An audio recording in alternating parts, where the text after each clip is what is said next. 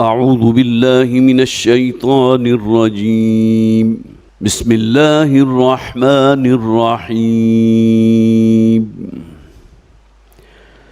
هل أتى على الإنسان حين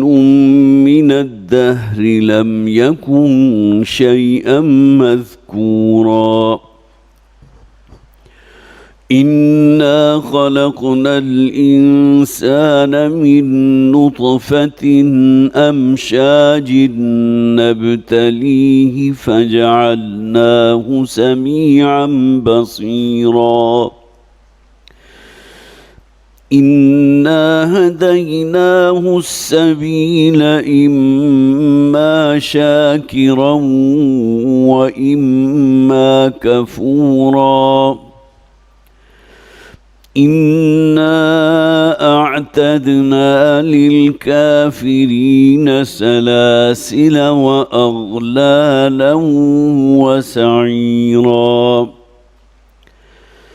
إن الأبرار يشربون من كأس كان مزاجها كافورا عينا يشرب بها عباد الله يفجرونها تفجيرا يوفون بالنذر ويخافون يوما كان شره مستطيرا ويطعمون الطعام على حبه مسكينا ويتيما وأسيرا إنما نطعمكم لوجه الله لا نريد منكم جزاء ولا شكورا إنا نخاف من ربنا يوما عبوسا قمطريرا فوقاهم الله شر ذلك اليوم ولقاهم نضرة وسرورا وجزاهم بما صبروا جنة وحريرا متكئين فيها على الأرائك لا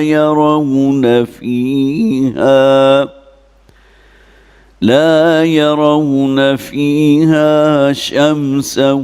ولا زمهريرا ودانية عليهم ظلالها وذللت قطوفها تذليلا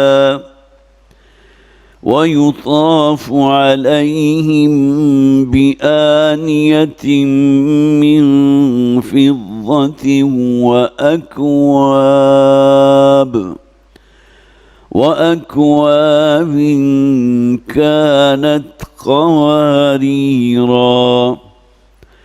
قوارير من فضة قدروها تقديرا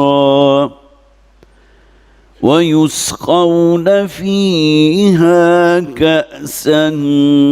كان مزاجها زنجبيلا عينا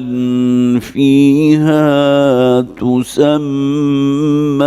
سلسبيلا. صدق الله العظيم.